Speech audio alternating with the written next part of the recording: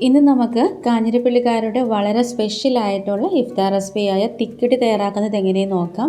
വീഡിയോയ്ക്ക് മറക്കാതെ ലൈക്ക് ചെയ്ത് സപ്പോർട്ട് ചെയ്യുക. ഒരു വീഡിയോ ചെയ്ത സമയത്ത് ചെറിയൊരു മിസ്റ്റേക്ക് പറ്റിയിട്ടുണ്ട്. എന്താണെന്നുള്ളത് കുറച്ച് കഴിയുമ്പോൾ പറയാം കേട്ടോ. അപ്പോൾ നമുക്ക് ആദ്യം മാവ് ഒന്ന് കുഴച്ചെടുക്കാം. അപ്പം നമുക്ക് അതിന് വേണ്ടിയിട്ട് 1.5 കപ്പ് വെള്ളമാണ് വേണ്ടത്. ഞാനിവിടെ എടുത്തിട്ടുള്ളത് 1 കപ്പ് വറുത്തരിപ്പൊടിക്ക് 1.5 കപ്പ് വെള്ളം എടുത്തിട്ടുണ്ട്. അത് ഞാനൊരു പാനിലേക്ക് ഒഴിച്ചെടുക്കുവാണ്.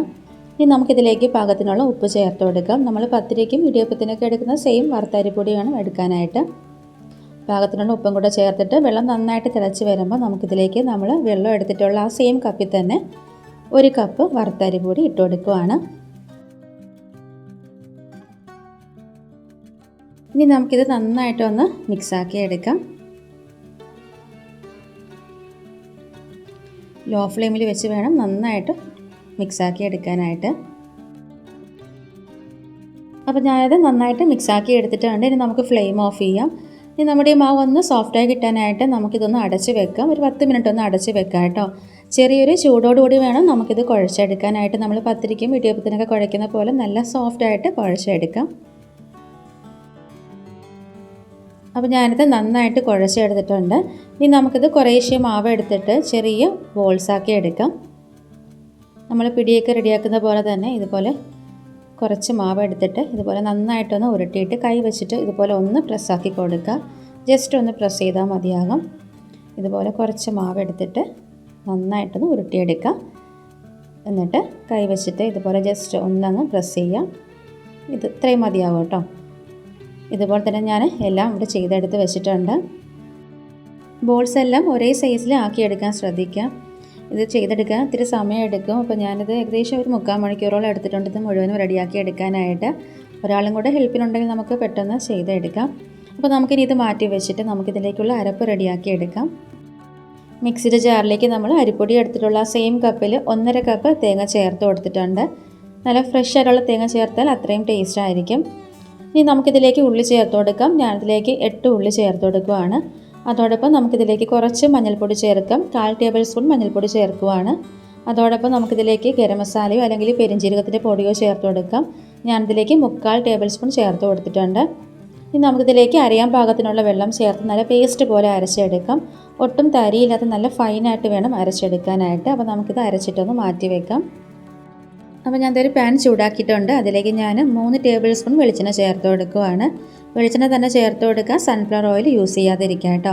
എണ്ണ ചൂടാകുമ്പം അതിലേക്ക് ഞാൻ 6 ഉള്ളി അരിഞ്ഞ് ചേർത്ത് കൊടുക്കുകയാണ്. ഇനി നന്നായിട്ടൊന്ന് മൂപ്പിച്ചെടുക്കാം. സവോള ചേർക്കരുത്, ഉള്ളി തന്നെ ചേർത്ത് കൊടുക്കുക. ഇതിലേക്ക് ഒരു തണ്ട് കറിവേപ്പിലയും കൂടെ ചേർത്ത് നന്നായിട്ടങ്ങ് മൂപ്പിച്ചെടുക്കാം.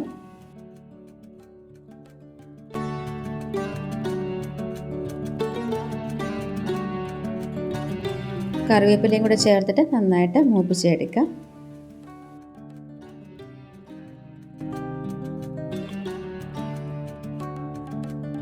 അപ്പോൾ ഇതാ ഉള്ളി നന്നായിട്ട് മൂത്തിട്ടുണ്ട്. നമുക്കിതിലേക്ക് അരച്ച് വെച്ചിട്ടുള്ള അരപ്പ് ചേർത്ത് കൊടുക്കാം.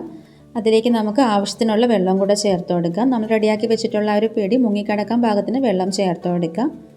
ഇതിപ്പോൾ നല്ല തിക്കായിട്ട് ഇരിക്കുവാണ്. ഇതിലേക്ക് ഞാൻ കുറച്ചും കൂടി വെള്ളം ചേർക്കുകയാണ്.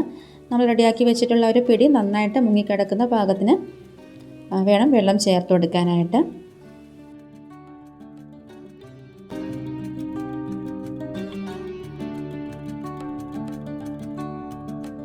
നമുക്കിതിലേക്ക് പാകത്തിനുള്ള ഉപ്പ് ചേർത്ത് കൊടുക്കാം.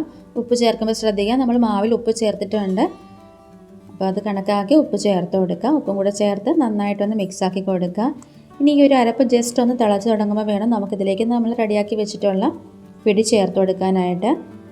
അപ്പോൾ ഇവിടെ ആയിട്ട് എനിക്കൊരു മിസ്റ്റേക്ക് പറ്റിയത്, ഇത് ചെയ്തുകൊണ്ടിരുന്ന സമയത്ത് എനിക്കൊരു കോള് വന്നപ്പോൾ അതിൻ്റെ പിറകെ പോയത് കാരണം ഈ അരപ്പ് നന്നായിട്ടങ്ങ് തിളച്ച് ഇതുപോലെ പിരിഞ്ഞതുപോലെ ആയിപ്പോയി കേട്ടോ. അപ്പോൾ നിങ്ങൾ ചെയ്യുമ്പം അരപ്പ് ജസ്റ്റ് ഒന്ന് തിളച്ച് വരുന്ന സമയം പിടി ഇട്ട് കൊടുക്കുക. അങ്ങനെ ആകുമ്പോൾ ഇതുപോലെ പിരിഞ്ഞതുപോലെ ആകത്തില്ല. അപ്പം നമുക്കിനി ഇതിലേക്ക് നമ്മൾ റെഡിയാക്കി വെച്ചിട്ടുള്ള ഒരു പിടി ഇട്ട് കൊടുക്കാം. അപ്പോൾ ഞാൻ ചാനൽ തുടങ്ങിയ സമയത്ത് ഈ ഒരു റെസിപ്പി ഞാൻ അപ്ലോഡ് ചെയ്തിട്ടുണ്ട്. അപ്പോൾ അതിൻ്റെ ലിങ്ക് ഞാൻ ഡിസ്ക്രിപ്ഷൻ ബോക്സിൽ കൊടുത്തേക്കാം. താല്പര്യമുള്ളവരൊന്ന് കണ്ടു നോക്കാം.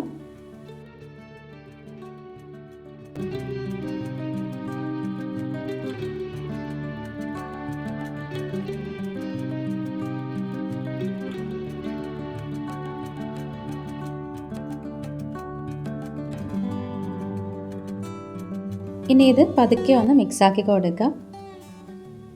ഇനി നമുക്കിത് മീഡിയം ഫ്ലെയിമിൽ വെച്ചിട്ട് അരപ്പയ്ക്ക് നന്നായിട്ട് തിളച്ച് ഒന്ന് കുറുകി പിടിയായിട്ട് നന്നായിട്ടൊന്ന് ചേർന്ന് കിട്ടുന്നത് വരെ നമുക്കിതൊന്ന് തിളപ്പിച്ചെടുക്കാം. ഇടയ്ക്കിടയ്ക്ക് ഒന്ന് നന്നായിട്ടൊന്ന് മിക്സാക്കി കൊടുത്താൽ മതിയാകും.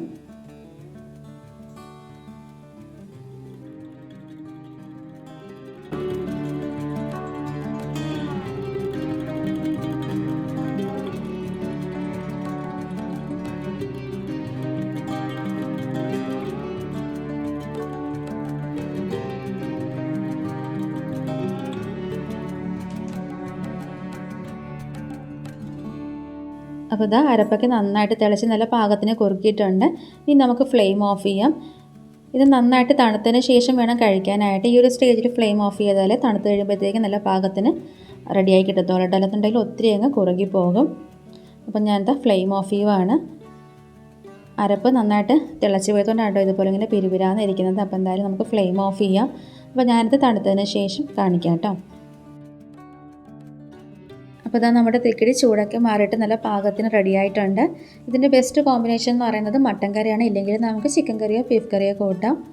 പിരിഞ്ഞതുപോലെ ഇരുന്നെങ്കിലും ടേസ്റ്റിന് ഒരു വ്യത്യാസമില്ല. നല്ല ടേസ്റ്റായിരുന്നു. അപ്പോൾ ഇതുവരെയും ട്രൈ ചെയ്ത് നോക്കാത്തവർ ഒന്ന് ട്രൈ ചെയ്ത് നോക്കുക. വീഡിയോയ്ക്ക് മറക്കാതെ ഒന്ന് ലൈക്ക് ചെയ്യുക, ഷെയർ ചെയ്യുക, കമൻറ്റ് ചെയ്യുക.